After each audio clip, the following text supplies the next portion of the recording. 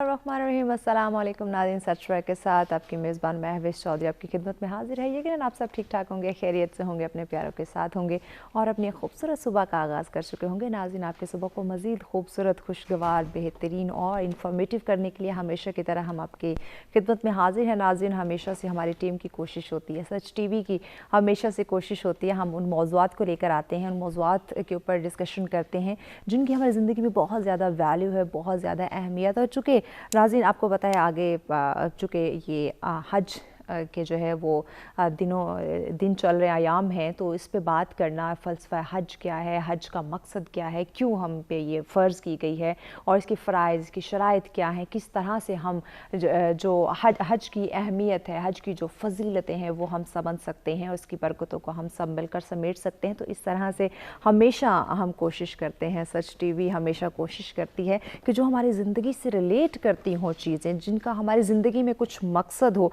हम दुनियावी काम तो बहुत ज़्यादा करते हैं, दुनियावी चीज़ों पे तो हम बड़ा फोकस करते हैं और बहुत ही तवज्जो के साथ और बड़ी स्ट्रगल के साथ उन चीज़ों को हम हासिल करने की कोशिश करते हैं। तो हज जिसकी एक बहुत बड़ी अहमियत है, बहुत फजीलत जो है वो रखे हुए, उस पर हम बात ना करें या उस पर डिस्कशन ना करें, ऐसा हो नहीं सकता। और हमारी ज़िंदगी में डेफिनेटली हज की जो है वो बहुत ज़्यादा अहमियत, और कहा जाता है कि हर इंसान जो साहिब इस्ताअत है ख़ासकर उसके ऊपर हज फ़र्ज़ है। तो इस बात में कितनी सदाकत है या किस तरह से हम जो हज की फ़जीलतें, अहमियतें उसको हम समझ सकते हैं, और अगर हमारी ज़िंदगी में हज हम पे फ़र्ज़ कर दिया गया है तो किस तरह से इस फ़र्ज़ को हम पूरा कर सकते हैं, या वो लोग जो साहिब इस्ताअत नहीं है उनके लिए क्या अहकामात जारी किए गए हैं, इस पर हम डिस्कशन करेंगे। और यकीनन ये मौजू हम सब के लिए बहुत अहमियत रखता है। तो डिस्कशन के लिए मेहमान भी हमें ज्वाइन कर चुके हैं, जल्दी से उनका तारुफ करवाते हैं ताकि इस खास मौजू पर हम डिस्कशन का आगाज़ कर सकें। हमारे साथ तशरीफ़ फरमा है, बेशतर प्रोग्राम्स में आप हमें ज्वाइन करते हैं, माशाल्लाह बड़े अच्छे तरीके से हमें गाइड करते हैं। आप इस्लामिक स्कॉलर हैं, अल्लामा मोमिन अली मोहम्मदी साहब, अस्सलाम वालेकुम। बहुत शुक्रिया हमें ज्वाइन करने का। उनके साथ तशरीफ़ फरमा है, आप भी इस्लामिक स्कॉलर माशाल्लाह, हमेशा हमें मौजू के ऊपर रहते हुए और बड़े ही ऐसे तरीके से, ऐसे अंदाज से हमें गाइड करते हैं मौजू के हवाले से। आप भी इस्लामिक स्कॉलर हैं, अल्लामा हैदर अलवी साहब, अस्सलाम वालेकुम साहब, बहुत शुक्रिया हमें ज्वाइन करने का मुअज़्ज़िज़ मेहमानों का। जी अल्लामा मोमिन अली मोहम्मदी साहब, आपसे आगाज़ करते हैं। फ़लसफ़ा हज, आज उस पर हम डिस्कशन करने जा रहे हैं, हज की अहमियत और फ़जीलत को हम बयान करने जा रहे हैं। हज क्या है, इसका मकसद क्या है, ज़रा उस पर रोशनी डाल दीजिए। अऊज़ु बिल्लाहि मिनश्शैतानिर्रजीम, बिस्मिल्लाहिर्रहमानिर्रहीम, वबिही नस्तईन व हुवा खैरु नासिरिन व मुईन। देखें, सबसे पहली बात तो ये है कि सच सवेरे का ममनून मशकूर हूँ कि जिन्होंने लबकुशाई इस बहुत ही अहम मौजू पर लबकुशाई का मौका दिया। उसके बाद जहाँ तक फ़लसफ़ा हज का ताल्लुक़ है, देखिए इस्लाम में बहुत सारी इबादतें ऐसी हैं कि जिनका ताल्लुक़ इंसान की ज़ात से है। बिल्कुल ऐसे, ठीक है। जहाँ तक उनकी यानी इबादतों का और क़ुर्ब इलाही हासिल करने का ताल्लुक़ इंसान की ज़ात से है, वहाँ पर बाज़ ऐसी इबादतें हैं कि जिनका ताल्लुक़ सिर्फ़ इंसान की अपनी ज़ात से नहीं बल्कि जमी इंसानियत के लिए क्या बात उस इबादत का फ़ायदा है, और इस्लाम के फ़ायदे के लिए उस इबादत को अंजाम दिया जाता है। और उन्हीं इबादत में से एक हज की इबादत है, ठीक है, कि जिसके बारे में कुरान मजीद में यूँ वाज़े होता है, खुदावंद मुताल फरमाता है, वलिल्लाहि अलन्नासि हिज्जुल बैति मन इस्तताअ इलैहि सबीला। खुलासा बयान कर रहा हूँ कि लोगों पर अल्लाह का हक़ ये है कि वो लोग जाएं और अल्लाह के घर का की ज़ियारत करें, हज करें, ठीक है, वहाँ पे जाके इबादत करें, ठीक है। तो जब हम देखते हैं कि लोग जाते हैं, अब जब वहाँ पे जाते हैं तो इसका कोई ना कोई तो मकसद तो होना चाहिए ना, ठीक है। क्यों इतनी दूर दूर से हुक्म दिया गया कि आप अल्लाह के घर के पास जाएं और वहाँ पे जाके इबादत करें, वो जो मखसूस रुकन है, मखसूस आमाल है, उनको अंजाम दे, ठीक है। हालांकि देखते हैं कि बाकी इबादत हम घर में भी कर सकते हैं, लेकिन हज के लिए कहा गया है, शर्त है कि आप जाएं, वहाँ पे जाएं, ठीक है। लेकिन बाज़ उसकी शराइत हैं कि कौन जा सकता है, कौन नहीं जा सकता।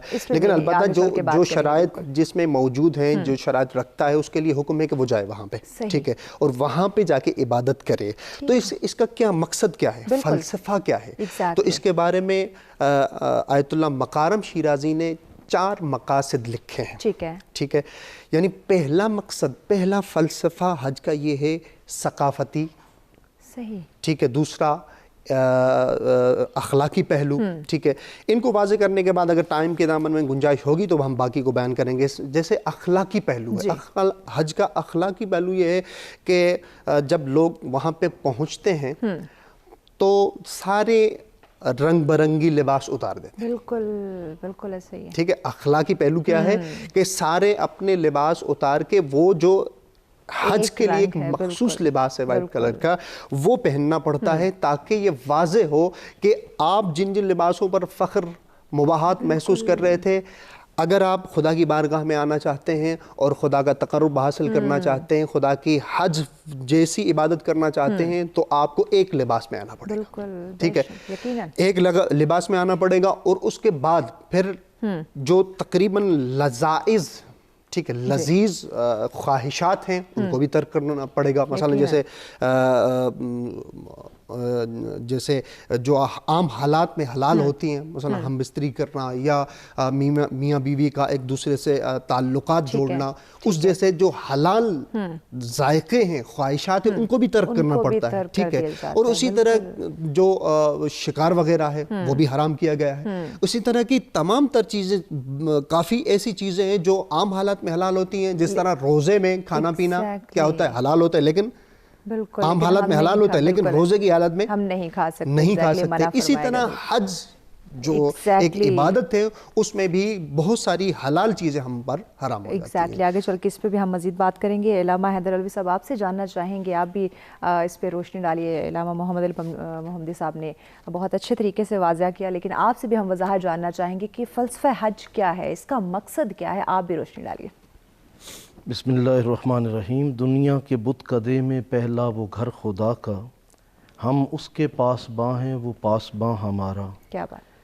यकीनन रुए ज़मीन पर अल्लाह ताला की तवज्जुहात का मरकज़ है काबतुल्लाह अल मुशर्रफ़ा। यकीनन हर शख्स दिल में ये ख्वाहिश रखता है, जिसने भी दावत इब्राहीम पर जिस रूह ने भी लब्बैक कहा, उसको ये सआदत नसीब होनी है कि उसने अल्लाह के घर का तवाफ़ करना है। सही। अल्लाह ताला के साथ ताल्लुक़ को कायम करने में नमाज भी बड़ा अहम किरदार अदा करती है। और फिर इंसान 5 वक्त जाता है, लेकिन रूह फिर भी मुतमईन नहीं होती है। वो कहती है कि नहीं, जो मेरा खालिक है मैं उसके और करीब हो जाऊँ। इंसान ज़कात देता है, सदकात देता है, फिर भी वो कहता है नहीं, मेरे अंदर इत्मीनान नहीं है, जिसके लिए मैं दे रहा हूँ वो कहाँ पर है। फिर इंसान यहाँ पर कुर्बानी करता है, फिर भी उसकी रूह बेचैन है, रोज़े रखता है, फिर भी कहता है नहीं, जिसके लिए रख रहा हूँ वो कहाँ है। रब ताला फरमाता है कि ऐ बेचैन रूह, ऐ मुझसे इश्क करने वाले, आ जा अब मेरी बारगाह में। या अल्लाह, किस कैफियत में आऊँ? कहा तुम मजनूनाना कैफियत में आओ, तुम अपने भड़कीले लिबास उतार दो, तुम अपने सरों पे जो ताज सजाए हुए हैं उन्हें भी उतार दो, और 2 अनसिली चादरों में लिपट कर आओ, अपनी पहचान ख़त्म करके आओ। ना तुमने आयल लगाना है, ना खुशबू लगानी है, कोई ऐसी फ़ख्रिया चीज़ भी नहीं इस्तेमाल करनी, बल्कि यूँ कह लें कि दीवानगी के अंदाज में हमारी बारगाह में आओ। और फिर अब रब ताला की तलाश में इंसान जा रहा है, अल्लाह के कुर्ब के लिए जा रहा है। परवरदिगार आलम फरमाता है मेरे घर में आओ, मैं तुम्हें बुला रहा हूँ। अब अक्ल इंसानी हैरान है कि रब ताला ने अपने घर में बुलाया और कहा कि आओ मैं तुमसे मिलना चाहता हूँ। हम भी उससे मिलने के लिए उसके घर में जाते हैं। पहले छोटे घरों में जाते थे, वहाँ तो मुलाकात नहीं हो रही थी। अब बड़े घर में आ गए हैं, अब तो मुलाकात होनी चाहिए, लेकिन वहाँ भी रब ताला अपने आप को पर्दे में रखे हुए। अब वहाँ मुलाकात तो हो जानी चाहिए थी, लेकिन रब ताला ने वहाँ मिलने का तरीका बताया। फरमाया आओ। सब हमने ब्रेक की जाने बढ़ना है। ब्रेक के बाद हम आपसे जानेंगे कि कौन से वो तरीके हैं जिन पे अमल किया जा सकता है। नाज़रीन हमारे साथ रहिएगा, मिलते हैं एक ब्रेक के बाद।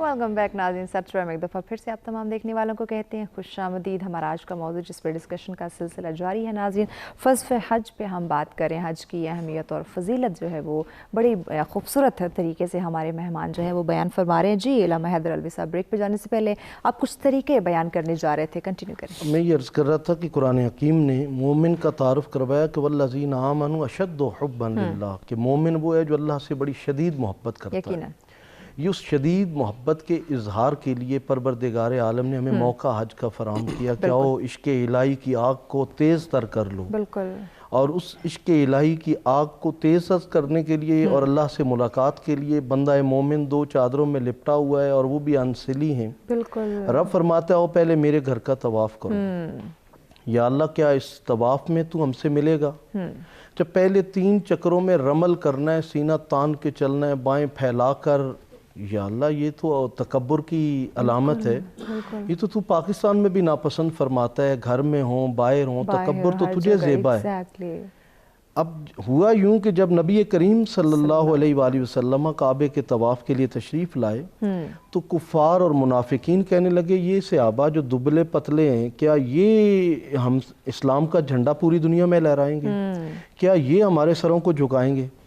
नबी पाक ने फरमाया सहाबा ज़रा सीना तान के चलो, इनको पता चले कि सफ़रों की कुल्फतें और गुर्बत अपनी जगह, लेकिन अब काफरों के सामने ज़रा इजहार तफाखुर करें। सही। अब काबे के अंदर पहले 3 चक्रों में सहाबा ने, नबी पाक ने सीना तान कर चले। उम्मत पर लाजिम करार दे दिया गया कि आपने जब भी आना है तो पहले 3 चक्रों में रमल करना है। सही। 7 चक्कर काबे के दीवानों की तरह लगाए जा रहे हैं अल्लाह के घर में। लब्बैक लब्बैक की सदाएं भी लग रही हैं, लेकिन जवाब नहीं आ रहा।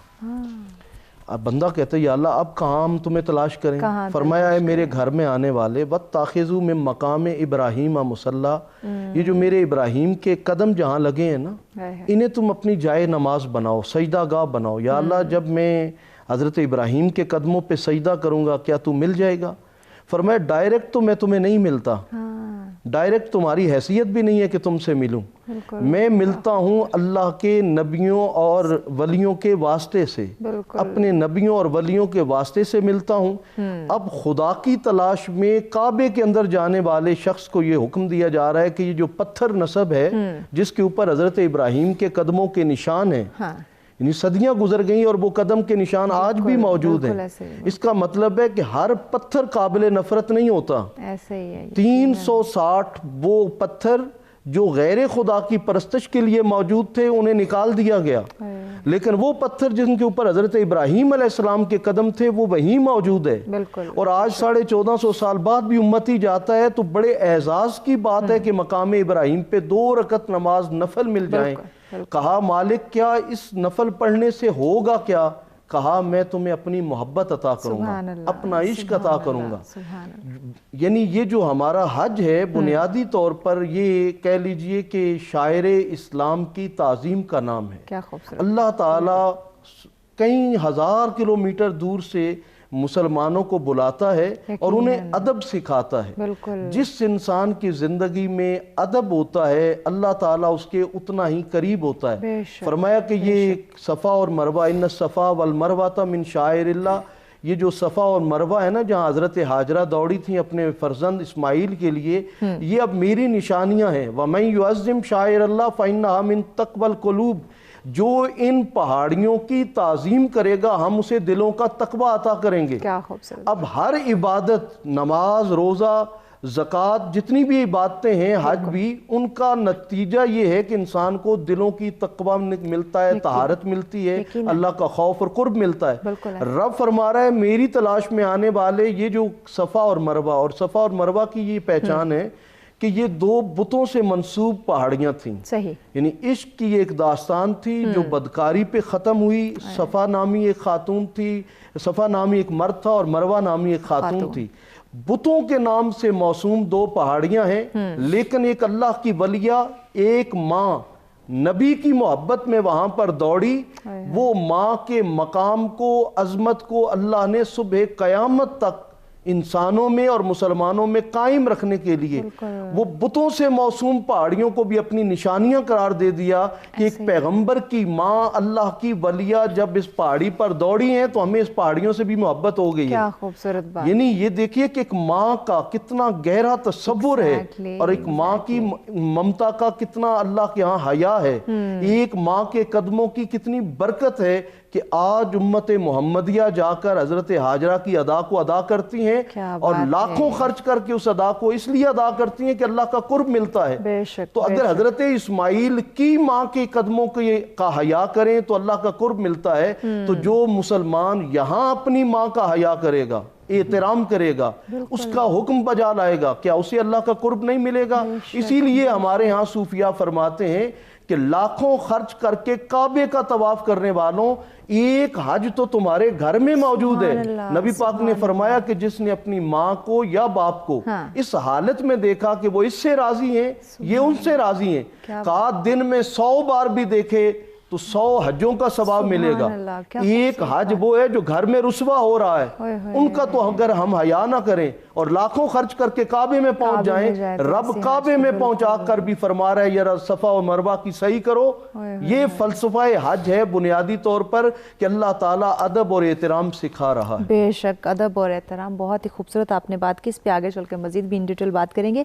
علامہ مومن المحمدی صاحب, کن لوگوں پہ حج فرض ہے, تھوڑی اس پہ روشنی ڈال دیجئے, کیونکہ ہم سمجھتے ہیں کہ حج فرض ہے اور ہر مسلمان جو ہے وہ ایک بار اللہ کے گھر کا جو ہے وہ جانا ہے, وہاں پہ عبادت کرنی, حج کرنی. تھوڑی اس پہ روشنی ڈالیں, مائنڈ کلیئر کر دیں ہمارے ناظرین. حج کے واجب اور فرض ہونے کی بات ہے تو اس کے بارے میں مختلف مراجع عظام کی فتاویٰ موجود ہیں. ٹھیک ہے, تو ان میں جو سر فہرست ہیں, مثلا پہلی شرط یہ ہے کہ انسان بالغ ہونا چاہیے. حج کے لیے انسان کا بالغ ہونا, چاہے وہ مرد ہو یا عورت ہو, ٹھیک ہے, دونوں کے لیے بالغ ہونا شرط ہے. اور دوسری شرط یہ ہے کہ عاقل اور آزاد بھی ہو. ٹھیک ہے, صرف بالغ نہیں, اس کے ساتھ ساتھ عاقل بھی ہو اور یعنی آزاد بھی ہو. کسی کا غلام ہے اور اس مالک اس کو اجازت نہیں دیتا تو اس پر حج واجب نہیں ہے. ٹھیک ہے, حج پر جانے کی وجہ سے کوئی ایسا ناجائز کام نہ کرنا پڑ رہا ہو. ٹھیک ہے, وہ سارے ہمارے معاشرے میں ایسے لوگ بھی ہیں جو یعنی کسی کی ملکیت ہڑپ کر کے, کسی کا حق غصب کر کے حج پر چلے جاتے ہیں. اور ہمارے معاشرے میں ہم نے خود ایسے کئی لوگوں کو دیکھا ہے, اور میں ذکر بھی کرنا ضروری سمجھوں گا کہ بہت سارے ایسے حاجی حضرات ہیں ہمارے معاشرے میں کہ جو اپنے والد کی میراث میں جن بہنوں کے حقوق اللہ تعالیٰ نے بیان کیے وہ ادا کیے بغیر حج پر جاتے ہیں, اور حج سے واپس آ کے یہ فخر و مباحت کرتے ہیں کہ ہم حاجی ہیں. اپنے نام کے ساتھ حاجی کا لفظ لگا دیتے ہیں, حالانکہ ان کے گھر والوں کے ان پر حقوق ہوتے ہیں. ان کی جو میراث میں جائیداد میں ان کے ساتھ جو واجب قرار دیے گئے اللہ تعالیٰ کی جانب سے, ان کے حقوق ادا کیے بغیر.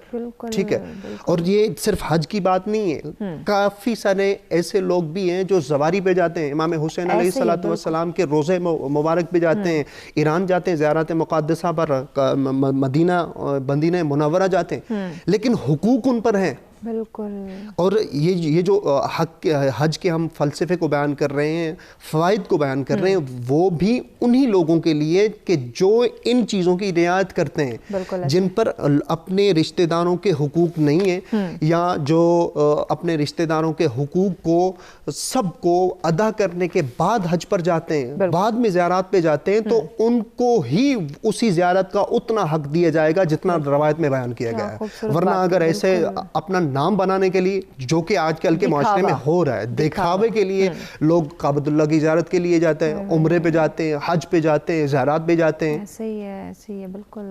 لہٰذا ہمیں سوچنا چاہیے, حاجی حضرات کو, جو جتنے بھی حج کرنے والے ہیں, ان کو سوچنا چاہیے کہ حج سے پہلے اپنے آپ کو دیکھیں کہ میرے اوپر اپنے رشتہ داروں کے یا جن کے حقوق مجھ پر لازم ہوتے ہیں ان کے حقوق تو نہیں ہیں, اور میں نے ادا کیے ہیں یا نہیں. اگر نہیں کیے تو خداوند متعال اس پر حج واجب ہی نہیں ہے.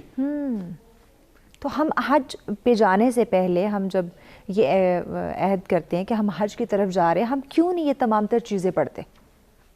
دیکھیں, بنیادی جو چیز ہے نا, وہ انسان دینداری سے کب ہٹتا ہے. ٹھیک ہے, جس کے اندر دینداری ہوگی، حقیقی معنوں میں دیندار مومن کی علامات بھی قرآن مجید میں واضح بیان، کافی ساری علامات کو بیان کیا گیا ہے. ان میں سے ایک علامت یہ ہے، اور یہ حدیث کے جملے بھی ہیں، کہ مومن وہ ہے، اور امام رضا علیہ السلام کی ایک حدیث روایت ہے کہ مومن کس کو کہا جائے گا؟ مومن اس سے کہا جائے گا جو جتنے بھی اس پر واجبات ہیں اس کو ادا کرتا ہوا نظر آئے، اور جتنے محرمات ہیں ان کو ترک کرنے والا ہو.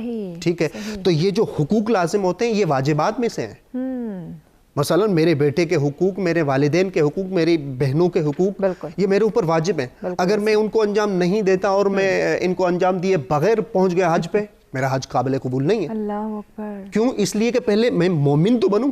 بالکل، حج مومن پر واجب ہے. یقیناً. ٹھیک ہے. اور محرمات یعنی جتنی چیزیں مجھ پر حرام ہیں، ریاکاری حرام ہے. میں دکھاوے کے لیے حج پہ پہنچ گیا، یہ تو حرام چیز ہے.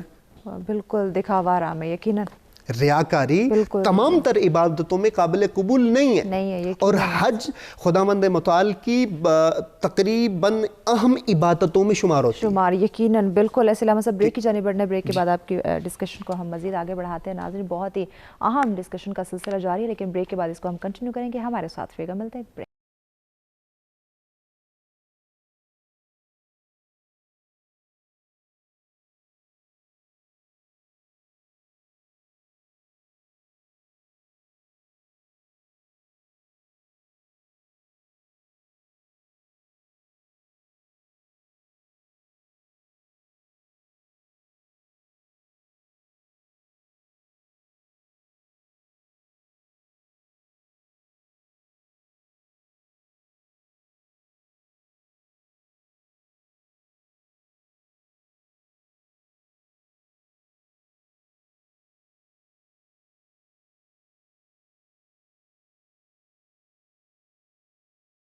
ویلکم بیک ناظرین. سچ میں ایک دفعہ پھر سے آپ تمام دیکھنے والوں کو کہتے ہیں خوش آمدید. ہمارا آج کا موضوع جس پر ڈسکشن کا سلسلہ جاری. ناظرین، فلسفہ حج کے بارے میں بیان کیا جا رہا ہے، اور یقیناً حج کی اہمیت کو، حج کی فضیلتوں کو سمجھنا اور حج کن پہ واجب ہے اس کے بارے میں سمجھنا کو سیکھنا ہم سب کے لیے بہت زیادہ ضروری ہے. جی لمحہ صاحب، بریک پہ جانے سے پہلے آپ ہی سے ڈسکشن کا سلسلہ جاری تھا. شرائط کیا ہے، کن لوگوں پہ فرض ہے، واجب، اس پہ آپ بیان فرما رہے تھے. دیکھیے، میں شرائط کو بیان کر رہا تھا، 2-3 میں نے بیان کر لی تھی. اس کے بعد جو چوتھی شرط ہے، اور یہ حج کی اہم شرط ہے، وہ ہے استطاعت کا ہونا. صحیح. یعنی آپ کے پاس اتنا اماؤنٹ ہونا چاہیے کہ آپ حج پر جا کے پھر واپس بھی آ سکیں. اتنا اماؤنٹ ہونا چاہیے. اور پھر اس کی بھی چند صورتیں ہیں. یعنی آپ حج پہ جا رہے ہیں تو ایسا نہ ہو کہ آپ کے پاس صرف حج کا اماؤنٹ ہے، پیسہ ہے، دولت ہے، لیکن جب آپ حج پہ جائیں گے تو آپ کے جو گھر والے ہیں وہ بھوک پر بیٹھیں گے. تو یہ اس پر بھی حج واجب نہیں ہے، اس شخص پر بھی حج واجب نہیں ہے. اس کے ساتھ ساتھ یعنی حج کا اماؤنٹ بھی ہو تو گھر والوں کی کھانے پینے کے لیے بھی یعنی اس اخراجات کا بندوبست ہونا چاہیے، کسی سے قرض نہ لینا پڑے. ہاں، اگر آپ حج پہ چلے گئے اور واپسی پہ آپ کے پاس کرایہ نہیں ہے، اس پر بھی حج واجب نہیں ہے. یعنی تمام تر چیزیں. استطاعت کا مطلب ہے کہ آپ گھر والوں کے لیے بھی بندوبست کر کے جائیں، حج کے کرایہ اماؤنٹ جتنے بھی اخراجات ہیں وہاں پر جانے اور واپس آنے تک تمام تر کا میسر ہونا لازمی ہے، تب جا کے آپ پر حج واجب ہوگا. ورنہ اس کے علاوہ آپ پر حج واجب نہیں ہوتا. لہٰذا ہمیں یہ سوچنا چاہیے کہ جب بھی ہم حج پہ، خدا ہمیں بھی توفیق دے گا کہ ہم خداوند متعال کے اس پاک و پاکیزہ گھر کی اور اس پاک و پاکیزہ عبادت کی سعادت حاصل کریں گے. یہ دعا بھی کرتے ہیں. اور جو مومنین نہیں جا سکے ان کے لیے بھی دعا کرتے ہیں کہ حج و زیارات خداوند متعال ان کو نصیب فرمائے. تو یہ دیکھنا ضروری ہے کہ جب بھی میں ان مقدسات ہستیوں کی زیارت کے لیے جاتا ہوں، ان عبادت گاہوں کی طرف جاتا ہوں، تو میں سوچوں کہ مجھے دیکھنا چاہیے کہ پیچھے میرے اوپر رشتہ داروں کے یا جن افراد کے حقوق میرے اوپر لازم ہوتے ہیں، آیا میں نے ان کے حقوق ادا کیے ہیں یا نہیں ادا کیے. ٹھیک ہے. اور یہاں پہ اگر حقوق کی بات کی جائے تو امام زین العابدین علیہ السلام ہمارے ولایت کی چوتھی کڑی امام فرماتے ہیں کہ ایک رسالۃ الحقوق کے نام سے ایک چھوٹی سی کتاب مشہور ہے. اس میں تقریباً امام علیہ السلام نے 51 حقوق بلکہ 52 حقوق بیان کیے ہیں. صحیح. رشتہ داروں کے حقوق، اللہ کے حقوق، انسانوں کے حقوق، ساتھ میں بیٹھنے والے مسافر کے حقوق. ٹھیک ہے. تمام تر حقوق مولا نے بیان کیے ہیں، لیکن ہمارے معاشرے کی ستم ظریفی یہ ہے کہ تمام تر حقوق کو ہم وہ انجام نہیں دیتے، لیکن اس کے باوجود بھی ہم زیارت مقدسہ چلے جاتے ہیں کہ جن ہستیوں نے ہمیں ان حقوق کو ادا کرنے کی تو تاکید کی ہے، لیکن مسئلہ یہ ہے کہ ہم خود دیندار کم ہیں، لوگوں کو دیندار بنانے کی جب کوشش کرتے ہیں تو یہی حالت ہوتی ہے۔ ایگزیکٹلی علامہ حیدر علوی صاحب، ہم دوسروں کے حقوق ادا کیے بغیر، جس طرح سے علامہ صاحب نے فرمایا ہم حج کے لیے چلے جاتے ہیں، اور آج کا اس دور کے اندر، دور حاضر کے اندر ہم نے حج کو ایک دکھاوا بنا دیا، ہم لوگوں کی حق تلفی کر کے ہم ان پیسوں سے حج ادا کرنے جا رہے ہیں۔ کیا بیان فرماتے اس بارے میں؟ ایک شاعر نے کہا تھا کہ دیکھے انسانوں کو چکر لگائیں یہ کعبے کے چکر، کعبہ خود اس چکر میں ہے کہ یہ آدمی کس چکر میں ہے۔ انسانوں کے دیے ہوئے چکر کعبے کے چکر لگانے سے بھی معاف نہیں ہوتے ہیں۔ بالکل ہمارے ہاں اس سے قبل ائمہ طاہرین کو دیکھیں، اصحاب پیغمبر کو، اولیاء اللہ کو، تو جب یہ حج کرتے تھے تو حج کے بعد ان کی کیفیت تبدیل ہو جاتی تھی۔ بالکل ایسے وہ جیسے کہا گیا کہ جب کوئی بندہ کعبۃ اللہ کو پہلی نگاہ سے دیکھتا ہے تو جو دعا مانگتا ہے قبول ہو جاتی ہے، جب طواف کرتا ہے اور صحیح کرتا ہے تو ایسے ہے جیسے نوزائیدہ بچے کی طرح اس کے ذمہ کوئی گناہ باقی نہیں رہتا۔ پھر ان کی باقی زندگیاں اخلاق حسنہ سے، انسانی اقدار سے مزین ہو جاتی تھی، اور جو پہلے کمیاں کوتاہیاں ہوتی تھی ان سے وہ درگزر کرتے تھے، اور پھر وہ اپنے آپ کو ایک نیکی کے ماحول میں لے جاتے تھے۔ اب ہمارے ہاں یہ ایک ٹورزم کی طرح حج بھی بن گیا ہے۔ بالکل ایسے ہی ہے، لوگ انسانی حقوق ادا نہیں کر رہے، اور لوگ اپنے آس پاس ماحول کو نہیں دیکھتے، بلکہ لوگ اس کو عذرو مزاح کہتے ہیں، لیکن یہ ہمارے معاشرے کی ایک بڑی ہی تلخ حقیقت ہے کہ ایک شخص حج کر کے آتا ہے اور وہ شاپ پہ جاتا ہے اور کہتا ہے کہ بھئی وہ کھاتے والی کتاب تو دکھاؤ، وہ رجسٹر سامنے رکھتا ہے، خوش ہوتا ہے دکاندار کے حج کر کے آیا ہے، تو اب شاید اس کی فطرت بدل گئی ہو اور یہ جو بقایا جات ہیں یہ بڑے عرصے کے پینڈنگ ہیں تو یہ واپس کرنے آیا ہوگا۔ اس نے کہا یہ میرا نام جو لکھا ہوا ہے نا اس میں حاجی شامل کرو، مطلب وہ پیسے نہیں واپس کرنے آیا بلکہ اپنے نام میں حاجی لکھوانے آیا۔ پہلے حج کیا جاتا تھا اپنے اخلاق اور کردار کو سنوارنے کے لیے، اب ہے انسانوں میں اعتماد حاصل کرنے کے لیے کہ یہ بڑے حاجی صاحب ہیں۔ اب رسول خدا نے بھی حج کیا لیکن حاجی محمد کا لفظ نہیں ہے، حضرت ابوبکر صدیق نے حج کیا لیکن حاجی نہیں ہے، حضرت عمر نے کیا حاجی نہیں ہے، حضرت عثمان غنی نے کیا حاجی نہیں ہے، مولا مشکل کشا نے کیا حاجی، مولا حسن نے 26 حج فرمائے لیکن نہ حاجی نہ الحاج۔ موجودہ دور میں یہ حاجی لفظ کا استعمال بطور فیشن ہو رہا ہے۔ بصرہ کے اندر ایک شخص تھا، کہا جاتا ہے وہ موچی تھا، 1 روپیہ جمع کر کے اس نے اس لائق کر دیا کہ من استطاع الیہ سبیلا، کہ اس اللہ کے گھر کی طرف جانے کے لیے اس کو استطاعت مل گئی۔ وہ گھر سے نکلا تو ایک خاتون پردے میں ہے اور ایک گدھے کا گوشت کاٹ رہی ہے۔ وہ کہتا ہے یا تو یہ غیر مسلم ہوگی اور پھر مردار ہے، مرا ہوا گدھا ہے، یہ کیسے حرکت کر رہی ہے؟ وہ بڑا بے چین ہوا کہ مسلمانوں کی آبادی میں ایک مردار اور وہ بھی گدھے کا گوشت اور ایک عورت بڑے پردے میں بھی ہے۔ وہ اس کے پیچھے چل پڑا، پیچھے چلتے چلتے دیکھا کہ ایک بالکل ایک ٹاٹ کی ایک جھگی سی بنی ہوئی ہے، اس کے اندر وہ خاتون جاتی ہے اور کہتے بیٹیوں میں گوشت لے آئی ہوں، آج پکاؤ، میں نہیں چاہتی کہ تم بھوک سے مر جاؤ۔ اس نے وہ جو شخص تھا جو حج کرنے جا رہا تھا اس نے آواز دی السلام علیکم، اندر سے جواب آتا ہے وعلیکم السلام۔ یہ کانپ اٹھتا ہے کہ یہ تو مسلمان ہے۔ پوچھا کہ کیا آپ لوگ مسلمانوں نے کہا ہم مسلمان ہی نہیں بلکہ ہم سید زادیاں ہیں، اور میں بیوہ ہوں اور میری 4 بیٹیاں ہیں، ہم کئی دنوں سے بھوکے تھے، اور آج اس بھوک کو مٹانے کے لیے چونکہ اسلام میں یہ ہے کہ جب آپ کی جان جا رہی ہو تو اللہ تعالیٰ حرام چیز کی حرمت کو بھی اٹھا لیتا ہے، ہم مجبوراً زندہ رہنے کے لیے یہ حرکت کی۔ تو وہ رو پڑا، اپنے نفس کی ملامت کی کہ میرا حج کیسا ہے کہ میرے پڑوس میں ایک سید زادی ہے جو اپنی بچیوں کی پرورش بھی نہیں کر پا رہی اور ایک مردار کھانے پہ مجبور ہے۔ اس نے گھر سے جو جمع پونجی تھی حج کے لیے وہ ساری اٹھائی اور ان کے اس جھگی میں پھینک دی، اور پھر کچھ راشن لا کر وہاں دیا اور گھر میں بیٹھ گیا۔ کہا جاتا ہے کہ جتنے اس علاقے سے حاجی گئے ہوئے تھے وہ واپس آئے، اور کوئی زمزم لے کر آ رہا ہے، کوئی کھجوریں لے کر آ رہا ہے۔ اس نے کہا یہ کس خوشی میں؟ اس نے کہا بھی آپ نے دی تھی وہاں پر کعبے کے اندر، اور آپ نے کہا تھا کہ یہ آپ جو نا جب گھر آنا تو ہمیں دے دینا. یہ جو کھجوریں تھی یہ آپ نے ہی تو ہمیں پکڑائی تھی وہاں پر. اس نے کہا میں نے تو یہ نہیں کیا. رات کو خواب میں پروردگار عالم کی طرف سے صدا آتی ہے عاطف غیبی کی طرف سے کہ اے میرے بندے تم نے میرے نبی کی آل اولاد کے لیے اپنے زندگی بھر کی جمع پونجی ادھر دے دی, حج پر نہیں گیا. ہم نے فرشتے کو انسانی شکل میں بھیجا اور اس نے تیری طرف سے حج ادا کیا ہے, اور تیرا حج ایسا ہم نے مقبول کر لیا کہ اس جیسا حج کسی کا نہیں ہے, اور تیرے سبب ہم نے باقیوں کا حج قبول کیا ہے. وہ شخص حج پہ جا نہیں سکا, انسانی خدمت میں لگ گیا, اہل بیت کی خدمت میں لگ گیا. اللہ نے ان کے اس عمل کو اتنا مقبول کیا کہ باقی جو حجاج تھے اس نہ جانے والے کی وجہ سے ان کا حج قبول کر لیا گیا.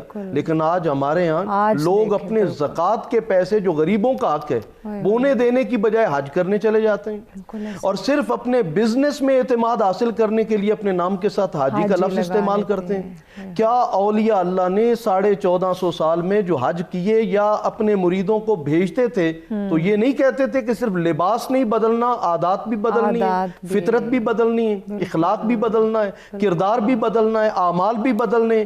کیا آج کا حاجی جب جاتا ہے تو وہ صرف لباس بدلتا ہے, صرف رسم کرتا ہے, ادا کرتا ہے؟ وہ جو باپ بیٹے کی گفتگو تھی حج کے موقع پہ, جو حضرت ابراہیم اور حضرت اسماعیل, یہ اصل فلسفہ حج وہ ہے کہ جو اس ساری رسومات کے اندر, سارے مناسک حج کے اندر جو باپ بیٹے کی گفتگو ہے, جانور ذبح کرنے کے لیے تو ہر شخص دوڑے چلے جا رہا ہے, قربانی وہاں جا کر کرنی ہے جی, اتنے پیسے ساتھ ہونے چاہیے, وہاں ہم نے ذبح کرنا ہے جانور. یہ بہت اچھی بات ہے, لیکن اس جانور ذبح کرنے سے پہلے حضرت ابراہیم اور حضرت اسماعیل کی جو باہم گفتگو ہے وہ اصل حج کا فلسفہ ہے. اگر ہم وہ گفتگو جان لیں پھر تو ہمارا معاشرہ سیدھا ہو جائے, سمر جائے. حضرت ابراہیم علیہ السلام فرماتے ہیں کہ اے میرے بیٹے میں نے خواب میں دیکھا, قال یا ابت افعل, یعنی میں نے خواب میں دیکھا انی ارا فی المنام انی اذبحک, میں نے خواب میں دیکھا ہے میں آپ کو ذبح کر رہا ہوں, ماذا ترا, تیری کیا رائے ہے؟ اب بیٹا بھی نبی ہے, باپ بھی نبی. تو قال یا ابت افعل ما تؤمر ستجدنی انشاءاللہ من الصابرین, میرے بابا جو اللہ نے آپ کو حکم دیا ہے وہ کر گزریے, آپ مجھے صبر کرنے والوں میں سے پائے جائیں گے. کیا آج یہاں کا حاجی صابر ہے؟ کیا جو حج کر کر آتے ہیں ان میں صبر کی کیفیت پائی جاتی ہے؟ اگر ان میں صبر ہو تو جتنی بڑی تعداد میں دنیا بھر سے صرف پاکستان سے یا ایشیا سے حاجی جاتے ہیں, اگر یہ صبر اپنے اندر پیدا کر لیں تو ہمارے معاشرے کے تو جھگڑے ہی ختم ہو جائیں. بالکل ایسے ہی. یعنی جس میں اور جو اولاد ہے وہ حج کرنے کے بعد آئے اور اس کا سر باپ کے آگے جھکا ہوا نہ ہو, ماں کی کا احترام نہ کرتا, اس نے کون سا حج کیا ہے؟ اس نے حج سے سیکھا کیا ہے؟ یعنی خواب کا معاملہ ہے, اور بیٹا کہہ رہا ہے بابا جو آپ کو حکم ملا آپ ذبح کر دیجئے مجھے رب کی راہ میں. وہ بیٹا جان قربان کرنے کے لیے تیار ہے, اور یہاں بیٹا کمانے لگ جائے تو باپ سے کہتا ہے تیرا اس رزق میں حق کون سا ہے؟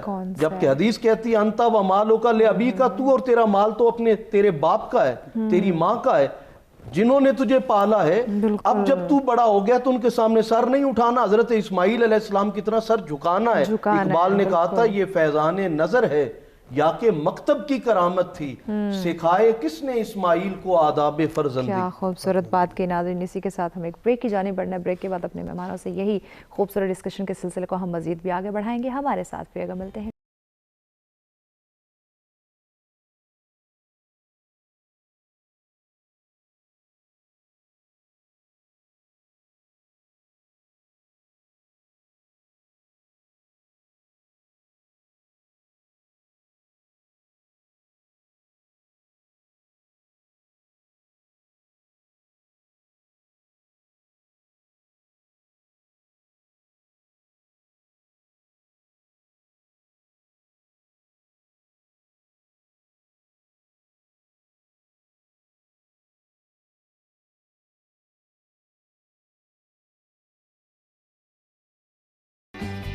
वेलकम बैक नाज़रीन, सर्च में एक दफ़ा फिर से आप तमाम देखने वालों को कहेंगे खुशामदीद। हमारा आज का मौजूद जिस पर डिस्कशन का सिलसिला जारी है नाज़रीन, फ़लसफ़े हज पे डिस्कशन की जा रही है। हज की अहमियत क्या है, फ़जीलतें क्या है और हज का जो मकसद है वो क्या है और क्या फ़ायदे हैं, किन लोगों पे हज वाजिब किया गया।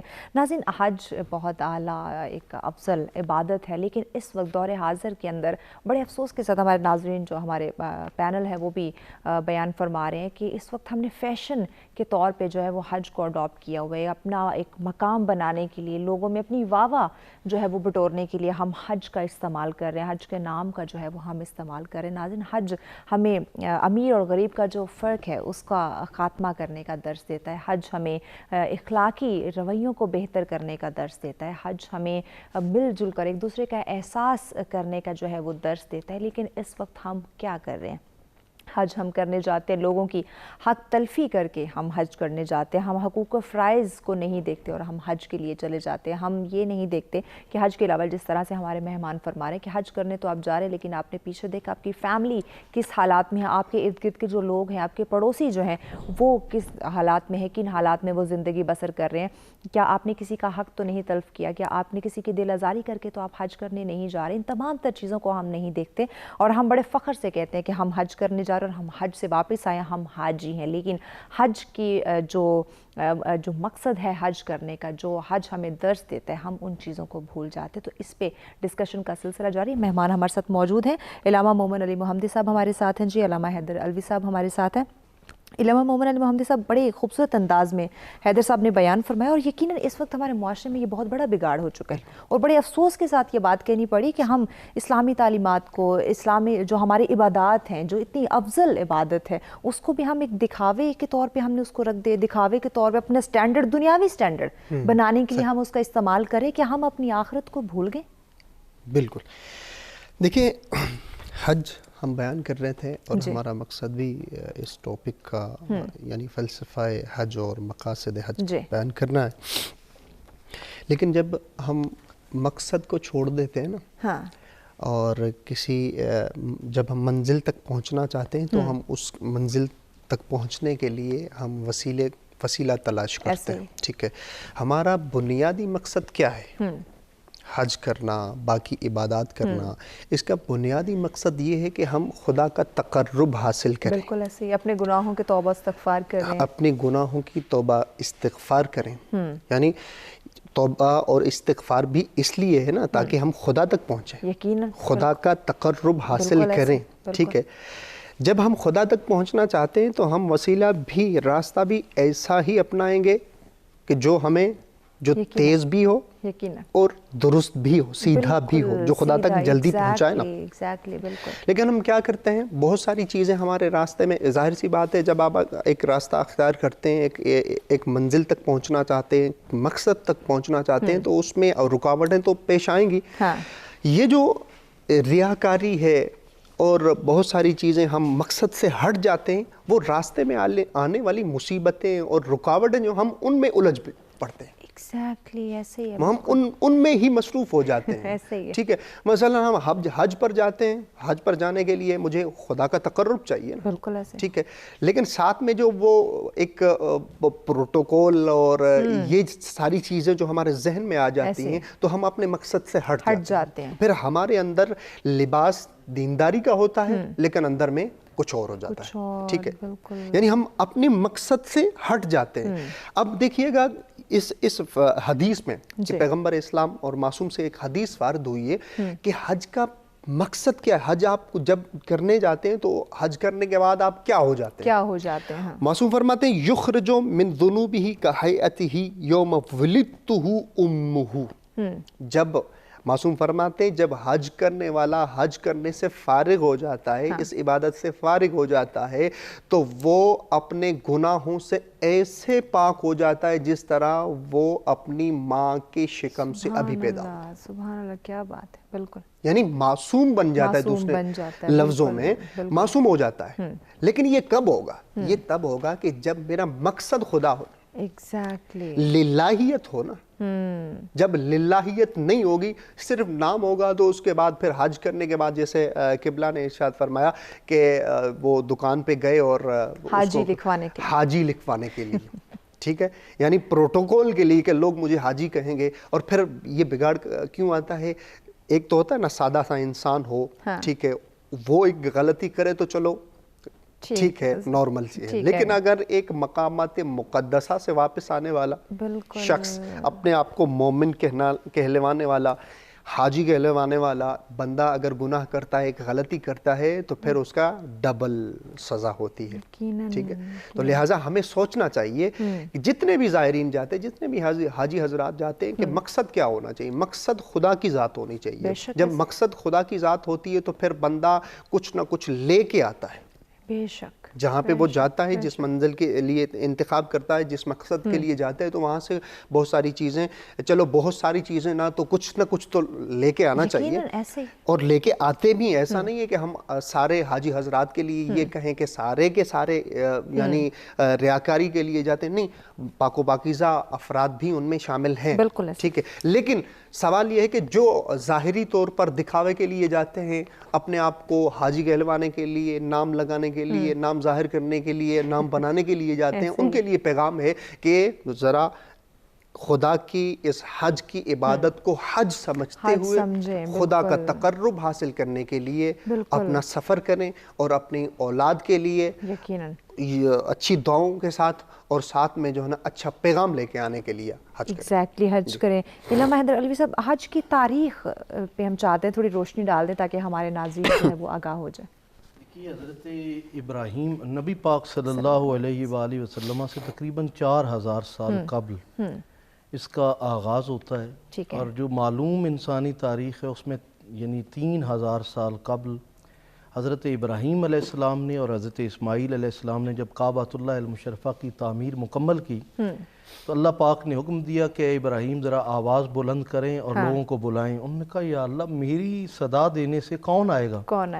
فرمایا کہ ماؤں کے رحموں میں اور عالم ارواح میں بھی جو روحیں موجود ہیں، جن جن کے مقدر میں یہ ہوگا وہ لبیک کہیں گے، اور جو جو لبیک کہیں گے وہ کعبۃ اللہ المشرفہ کی زیارت کے لیے ضرور آئیں گے. پھر حضرت ابراہیم علیہ السلام نے کعبہ کا طواف کیا، کیونکہ کہا جاتا ہے کہ اِنَّ أَوَّلَ بَيْتٍ وُضِعَ لِلنَّاسِ لَلَّذِي بِبَكَّةَ مُبَارَكَ، یہ جو کعبۃ اللہ ہے یہ پہلا گھر ہے اللہ کا روئے زمین پر جو مکہ المکرمہ میں بنا ہے.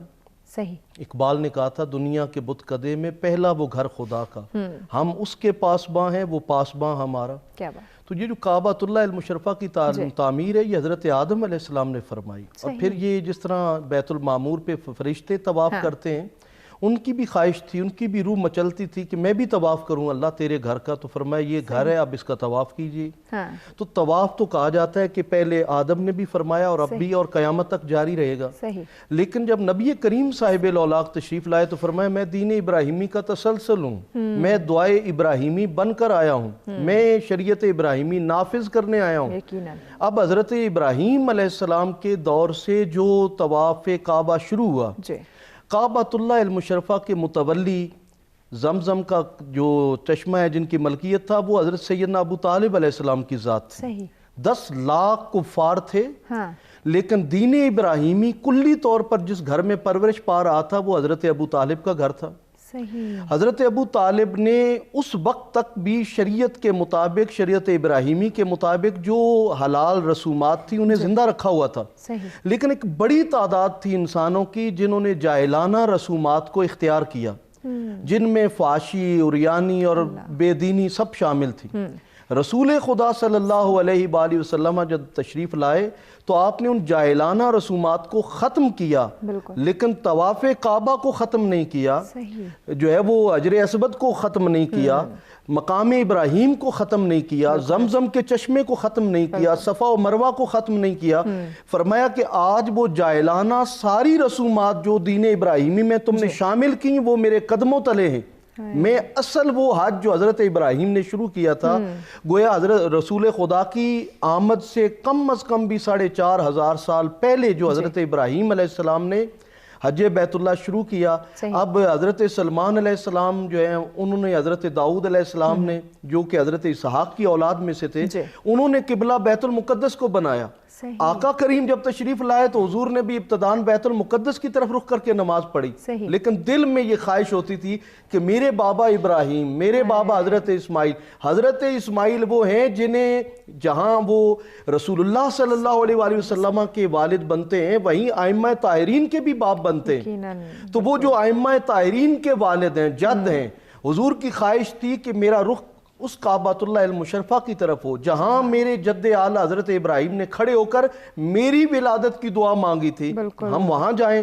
پھر پروردگار عالم نے جو ہے وہ مسجد قبلتین میں عین حالت نماز میں حکم دیا کہ محبوب اب آپ اپنی مرضی سے قد نرا تقلب وجہک فی السماء فلنولینک قبلۃ ترضیٰ، محبوب ہم آپ کے چہرہ اقدس کو آسمانوں میں دیکھ رہے ہیں، سبحان اللہ، اور اے محبوب اپنے رخ کو جدھر آپ چاہتے ہیں ادھر پھیر دیجئے، ہم آپ کی رضا کے مطابق اسے قبلہ بنا دیں گے۔ سبحان اللہ، تو یہ جو کعبۃ اللہ المشرفہ اور اس کی عبادات ہیں یہ تو صدیوں سے شروع تھی، صدیوں سے بالکل، لیکن ان میں جو غلط رسومات تھی بریک کی جانب میرے آقا بریک نے کے بعد ہم یہ تاریخ کو مزید آگے بڑھاتے ہیں۔ ناظرین ہمارے ساتھ رہے گا، ملتے ہیں ایک بریک کے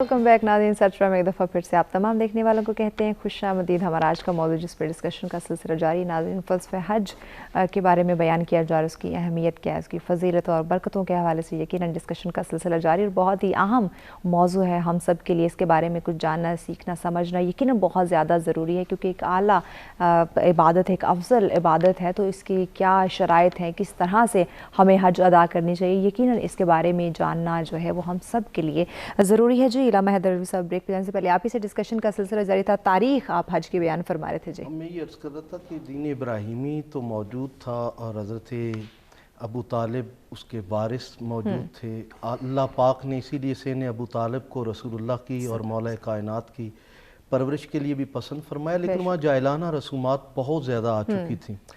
ان میں ایک یہ تھا کہ وہ جو ان میں بڑے سرمایہ دار تھے، بڑے قبائل کے لوگ تھے، وہ تو کعبے کے قریب جا کے طواف کر سکتے تھے، غریب کعبے کے قریب بھی نہیں جا سکتا تھا۔ حضور نے خطبہ حجۃ الوداع میں فرمایا کہ سنو، کسی گورے کو کالے پر، کالے کو گورے پر، عربی کو اجمی پر، اجمی کو عربی پر کوئی فضیلت نہیں ہے مگر جو تم میں متقی اور پرہیزگار ہوگا۔ اہل عرب اپنے آپ کو سپیریئر سمجھتے تھے کہ ہم تو بڑے معزز ہیں، باقی دنیا کو وہ جاہل سمجھتے تھے۔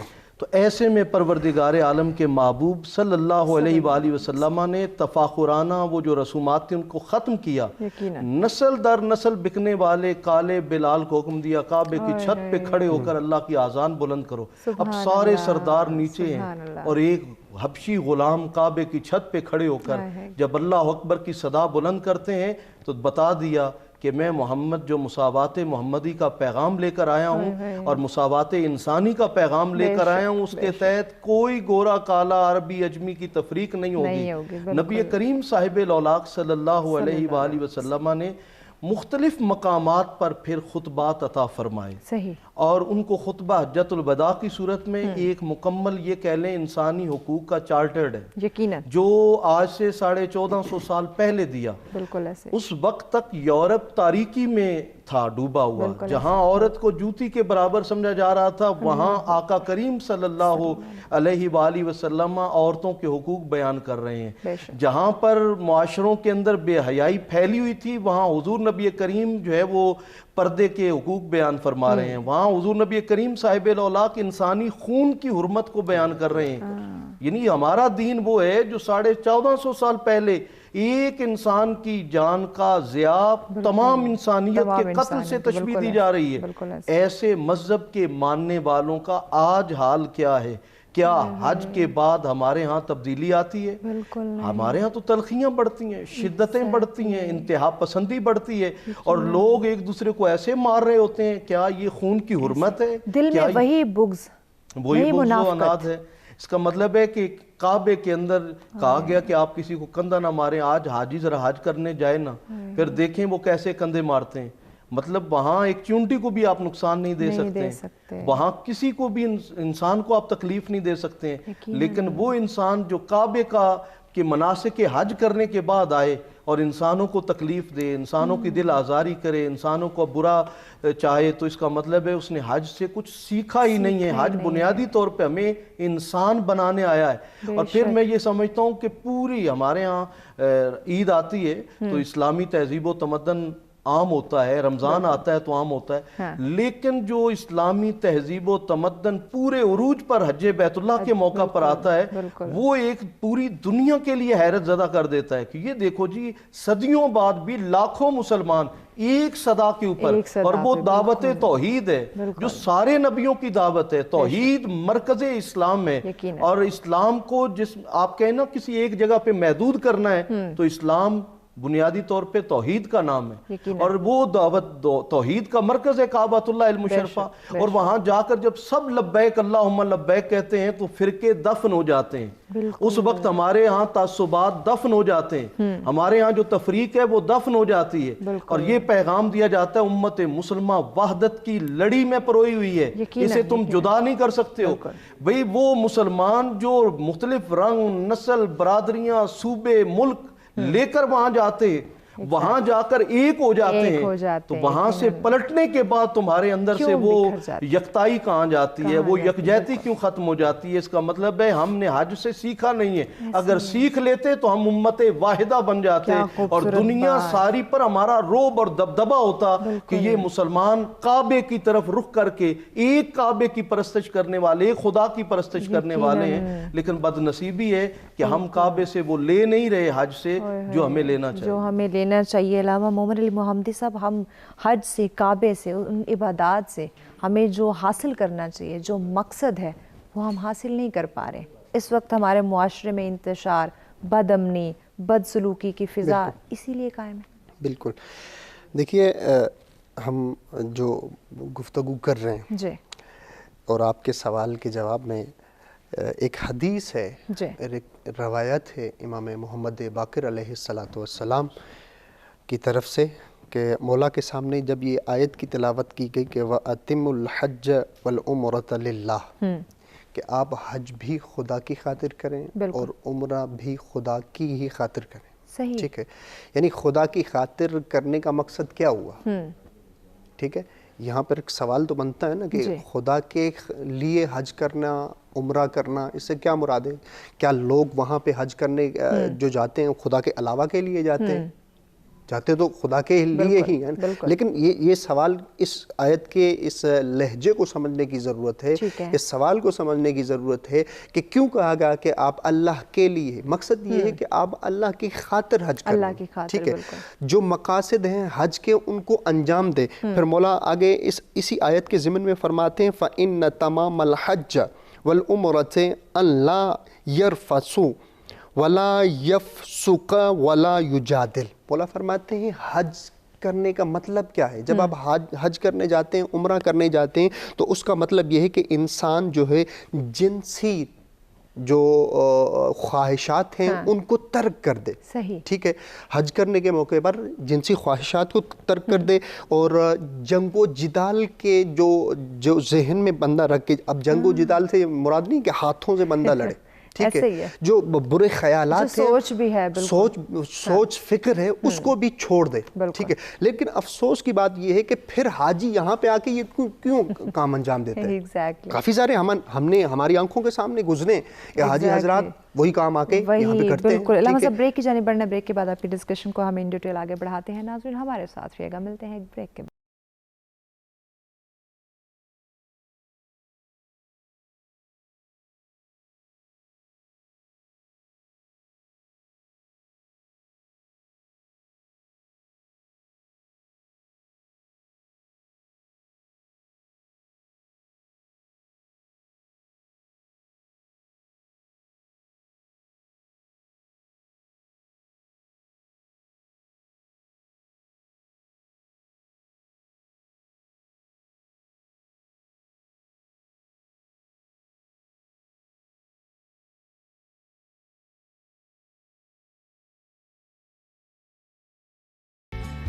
वेलकम बैक नाज़रीन, सच में एक दफ़ा फिर से आप तमाम देखने वालों को कहेंगे खुशामदीद। नाज़रीन, हमारा आज का मौजूद जिस पर डिस्कशन का सिलसिला जारी है नाज़रीन, फ़स्फ़ हज को बयान किया जा रहा है, उसकी क्या अहमियत है, क्या शराइत हैं, क्या फ़राइज़ हैं, किस तरह से हम हज की अहमियत और फजीलत को समझ सकते हैं और कौन से ऐसे हकूक़ और फ़राइज़ हैं जो हमें अदा करने चाहिए और जिसके बाद हज जो है वो वाजिब हम पे है। जी इलामा साहब, ब्रेक पर जाने से पहले आप इसे डिस्कशन का सिलसिला जारी था, कंटिन्यू कीजिए। जी, तो मैं अर्ज़ कर रहा था कि ये जो इंसान जाते हैं मकसद को समझना चाहिए और वहाँ पे जाके जैसे मैंने मासूम की रवायत नकल की कि जो भी हाजी हज करने जाता है तो उसको वहाँ पे फिस्क व फजूर नहीं करना चाहिए, झगड़ा नहीं करना चाहिए। लेकिन यहाँ पे भी एक सवाल है। हाँ। सवाल ये है कि जो यहाँ से जाते हैं वो वहाँ पे जाके क्यों करते हैं ये काम, क्यों? हाँ। ये भी तो सवाल होता है ना। बिल्कुल। इसके जवाब के बारे में भी मैं अर्ज़ करूँगा कि देखें, जब इंसान यहाँ से ट्रैवल करता है, ठीक है, तो अपने मुक़द्दमात को तो देखना चाहिए कि मेरे मुक़द्दमात हज तक पहुँचने के लिए हलाल हैं या हराम है। एग्जैक्टली। ठीक है, जब मैं किस मकसद के लिए जा रहा हूँ, आया मैं खुदा की खातिर जा रहा हूँ या नाम बनाने की खातिर, दुनियावी चीज़ों की। अगर तो खुदा की खातिर है तो फिर खुदा की खातिर तो हज के मौसम में कहा गया है जो हाजी एहराम बांध चुका है तो वो मच्छर को भी नहीं मार सकता। क्या बात है। अगर मच्छर ने किसी जगह पे आज़ा पर बैठा हुआ है तो आप उसको उठा सकते हैं, मार नहीं सकते। सही, अगर खुदा की खातिर मैं जा रहा हूँ। लेकिन अगर खुदा की खातिर नहीं है तो फिर मैं मच्छर तो क्या बड़े बड़े जानवरों को भी मैं फिर तो कोई फर्क नहीं पड़ता, कोई फर्क नहीं पड़ता। तो जो बुनियादी वजह है कि वहाँ पे जाके हम जो जितने भी हाजी हजरात वापस आते हैं तो उनमें तब्दीली क्यों नहीं होती। इनकी मेन बुनियाद मेरे ख्याल में यही है कि हमें मुकद्दमात को देखना चाहिए कि हम जो मुकद्दमात तय कर रहे हैं वो हमारे जायज़ हैं या नहीं, वो ठीक है या नहीं, मेरी जिस कमाई पे मैं जा रहा हूँ वो जायज़ की है या नहीं, हलाल की है या नहीं, मैंने अपने पड़ोसियों के हुकूक अदा किए हैं या नहीं। अगर इन सब चीज़ों को, क्योंकि हज एक मोमिन पर वाजिब होता है और मोमिन तब होता है जो मैंने पहले भी अर्ज़ किया कि जो मोमिन वही हो सकता है जो वाजिबात को अंजाम देने वाला हो और मुहर्रमात को तर्क करने वाला हो। अगर कोई इसकी रियायत नहीं करता तो फिर वहाँ पे भी जाके चाहे 1000 हज करे लेकिन तब्दीली नहीं आएगी, कोई फर्क नहीं पड़ेगा। तब्दीली के लिए इंसान पहले मुकद्दमात को देखे, बिल्कुल वहीं से घर से शुरू करना है ना। ये तो नहीं है कि मैं वहां पे जाके खुदा मुझे ऑटोमेटिकली जो है तब्दील कर लेगा, ऐसा नहीं है। एग्जैक्टली। मुझे जितनी भी इबादत हैं उनके लिए मुकद्दमात को देखना होगा। और मासूम की रवायत है कि आपकी जो इबादत हैं वो तब कबूल होंगी कि जब आपके बतन में, आपके पेट में लुक़्मा हलाल हो। बिल्कुल बिल्कुल, बहुत बड़ी बात है। एक लुक़्मा हराम जो 40 दिन तक आपकी दुआओं को कबूल नहीं होने देता। अल्लाहु अकबर, अल्लाहु अकबर। एक लुक़्मा हराम 40 दिन तक, 40 दिन। और हमारे माशरे में देखें जो हमारे आपके पड़ोस से भी हाजी हज जाते होंगे, क़िबला के पड़ोस से भी, और हमारे रिश्तेदारों में से हाजी हज करने, बहुत सारे मैं लोगों को जानती हूँ और बड़े अफसोस के साथ हज की जिस तरह से हम ये फजीलतें और ये तमाम तर चीज़ें डिस्कस कर रहे हैं, आप बयान फरमा रहे हैं, यकीन करें रोंगटे खड़े हो रहे कि हज करने के बाद का उनके जो वही लाइफस्टाइल था उसको देख के और हज को देख के हम नहीं कह सकते कि वो हज के मकसद को उन्होंने पढ़ा भी होगा। तब्दीली नहीं है ना, नहीं आई तब्दीली, बिल्कुल ऐसे। और इबादत का मकसद क्या होता है? तब्दील होना, इंसान में चेंजिंग आए। जिस तरह पहले था हज की इबादत के बाद भी वही हो, एग्जैक्टली, तो कोई फायदा नहीं हुआ। बिल्कुल ऐसे। लिहाजा हमें जितने भी हाजी हजरात, फिर भी मैं बार बार कह रहा हूं, एग्जैक्टली बिल्कुल, अगर खुद मैं ही हूँ मैं हज पर जाना चाहता हूँ तो फिर मुझे मुकद्दमात को देखना होगा कि मेरे मुकद्दमात क्या हैं। मैंने कस्बे हलाल से जब मैं जा रहा हूँ या कस्बे हराम से मैं जा रहा हूँ। एग्जैक्टली। या अगर आप खुद को नहीं बदल सकते तो आप हज के लिए ना जाए। नहीं, वाजिब नहीं है उस पर। हाँ, फिर वाजिब ही नहीं, आप मत जाए, बिल्कुल। एग्जैक्टली। लेकिन इलामा हैदर अलवी साहब, कोई ऐसी बात फ़लसफ़े हज के बारे में रहेगी जो हम बयान ना कर सके हों, हमारे नाज़रीन को बता दीजिए।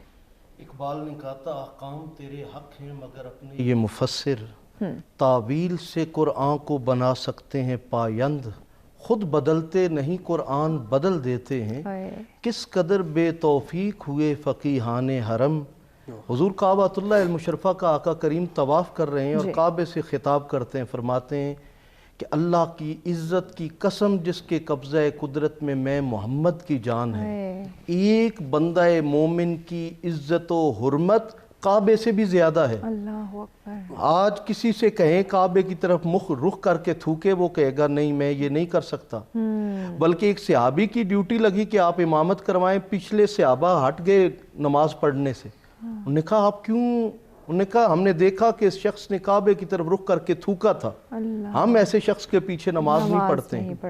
بھئی کعبہ جس کی حرمت اور عزت سے کہیں زیادہ مومن کی عزت ہے، کعبے کی طرف تو منہ کر کے ہم نہ تھوکے، اور بندہ مومن کی عزت اور حرمت کا ہم خیال بھی نہ رکھیں، پھر کیسا حج کیا، پھر کیسا طواف کیا؟ اس کا مطلب ہے ہم نے کعبے کو تو حرمت والا جانا، لیکن اس کعبے کی حرمت سے بڑھ کر جو عزت والا تھا وہ مومن تھا، اس کا دل توڑ دیا، اس کی دل آزاری کر دی، اور کعبے کو ہم چاٹ رہے ہیں۔ اس کا مطلب ہے ہم نے کعبے سے بھی وفا نہیں کی، کعبے کی پہچان کرانے والے محمد مصطفیٰ سے بھی پہچان جو ہے وہ وفا نہیں کی۔ یہ تو منافقت ہو گئی۔ اب قرآن حکیم نے تو ہمیں یہ بتایا کہ کعبۃ اللہ المشرفہ میں ایک تو یہ کہ آپ نے یوم عرفہ وہاں آنا ہے، وقوف عرفات ہے، ٹھیک ہے، رکن اعظم ہے، لیکن جو ایک بڑی اہم داستان ہے وہ تو حضرت ابراہیم اور حضرت اسماعیل کی ہے۔ بالکل، وہاں حکم دیا جا رہا ہے فَفَدَيْنَاهُ بِذِبْحٍ عَظِيمٍ، ہم نے اس قربانی کو قبول کر لیا، لیکن چھری تو دمبے پہ چلی تھی۔ آج یہ امت حضرت ابراہیم کا دمبا یاد رکھے ہوئے ہے، قرض لے کر بھی جو ہے وہ قربانیاں کر رہی ہے، لیکن محمد عربی کا کنبہ بھول گئی۔ وہ کنبہ جو کربلا میں کٹا، حضرت علی اصغر سے لے کر مولا امام جو ہے وہ مولا حسین تک سب کٹ گئے۔ وہ جو وہاں بچ گئے انہیں یاد رکھا ہوا ہے، ہر سال یاد کرتی ہے، اس کے اوپر امت کا کوئی سوال نہیں ہے۔ 10 ذی الحجہ کو ہر گھر میں قربانی ہو رہی ہے، اور حضور فرماتے ہیں کہ جو صاحب استعداد ہے، صاحب نصاب ہے، اس پر قربانی فرض ہے، واجب ہے، اور وہ قربانی کرے۔ اللہ کو اس دن خون بہانے سے بہتر کوئی عمل مومن کی طرف سے پسند نہیں ہے، یہ بجا، لیکن اس کے لیے، اس کی تکمیل کے لیے تو مومن قرض لے رہا ہے۔ لیکن جب 10 محرم کا دن آتا ہے تب تو بڑے سوال اٹھتے ہیں۔ اس کا مطلب یہ ہے کہ تمہیں ابراہیم کے دمبے سے تو وفا ہے، محمد کے کنبے سے بے وفائی ہے۔ تو جس کو حضور نبی کریم صلی اللہ علیہ وآلہ وسلم سے وفا ہو، آقا کریم صلی اللہ علیہ وآلہ وسلم 2 جو ہے وہ ذبح کرتے تھے دمبے، ایک کے اوپر جب آپ چھری پھیرتے تھے تو فرماتے تھے اللہ میری طرف سے قبول فرما، اور دوسرے پہ فرماتے تھے اللہ میری امت کی طرف سے قبول فرما، میری امت میں سے جو غریب ہوں گے، نادار ہوں گے، ان کی طرف سے آقا کریم خود قربانی کر کے گئے۔ اور مولا علی کی سنت کیا ہے، طریقہ کیا ہے؟ آپ بھی 2 مینڈے ذبح کرتے، ایک کے اوپر جب چھری چلتی تو فرماتے اللہ میری طرف سے قبول فرما، اور دوسرے پہ چھری چلتی تو فرماتے اللہ میرے نبی کی طرف سے قبول فرما، کیونکہ نبی پاک کے احسانات اتنے تھے امت پر کہ ان کو یاد رکھا جائے۔ آج بھی اگر رسول اللہ کا کنبہ ہم یاد نہیں رکھتے ہیں تو نہ ہم نے حضرت ابراہیم و اسماعیل سے وفا کی، اور نہ ہم نے محمد مصطفیٰ سے وفا کی۔ کیا بالکل ایسی ہی ہے جی۔ علامہ مومن محمدی صاحب، ہمارے ناظرین کے لیے میسیج آپ کا۔ جی دیکھیے، فلسفہ حج کو ہم بیان کر رہے تھے، تو فلسفہ حج کو خود ہمیں سب کو پہلے مجھے سمجھنا چاہیے، باقی جو حاجی حضرات جانے ان کو حج کے فلسفے کو سمجھنا چاہیے۔ پہلے سمجھو پھر عبادت کرو۔ کیوں؟ اس لیے کہ معرفت کے بغیر کوئی بھی عبادت قابل قبول نہیں ہے۔ بالکل حج پہ جاتے ہو، حج کرنے جاتے ہو، حج کوئی مختصر یا کم عبادت نہیں ہے، حج ایک اسلام کی بڑی عبادتوں میں اور خدا کی بڑی عبادتوں میں شمار ہوتی ہے۔ لہٰذا اس کی معرفت حاصل کرو، حج کو سمجھو کہ حج کا مقصد کیا ہے۔ مقصد کیا سب سے بڑی بات ہے۔ حج کے مقاصد کو جب میں نے پہلے بھی بیان کیا، 2 مقصد بیان کیے تھے، ثقافتی پہلو، ٹھیک ہے، مقصد فلسفہ، اقتصادی ایگزیکٹلی۔ علامہ صاحب ٹائم ہمارے پاس بالکل ختم ہو چکا ہے، لہٰذا مقصد کو سمجھنا چاہیے، اس کے بعد حج پر جانا چاہیے۔ ایگزیکٹلی 10 سیکنڈ کا آپ کا میسیج علامہ صاحب۔ میں یہ کہوں گا کہ حج بیت اللہ کے بعد اگر ہمارے اندر تبدیلی نہیں آئی ہے تو ہمیں دیکھنا چاہیے کہ وَلِلَّهِ عَلَى النَّاسِ، کیا ہم نے اللہ کے لیے حج کیا یا اپنے نفس کی تکمیل کی اور اپنی خواہشات کو مکمل کی؟ کیا خوبصورت بات۔ آپ مہمانوں کا بہت شکریہ ہمیں وقت دینے کا۔ یقیناً ناظرین، فلسفہ حج پہ ہم نے بات کی تو سب سے پہلے ہمیں حج کے مقاصد جو ہے وہ اس کو سمجھنا ہے کہ ہم اللہ کی رضا کے لیے، اللہ کے لیے حج کر رہے ہیں، یا پھر ایک اپنی دنیاوی جو ایک مقام ہے یا دنیاوی نام ہے اس کو بنانے کے لیے حج کرے۔ تو یہ بہت ہی ایک اہم اور ایک بہت بڑا سوال ہے ہم سب کے لیے، جس پہ ہم سب کو سوچنے کی ضرورت ہے۔ اسی کے ساتھ ہمیں اجازت دیجیے، اللہ نے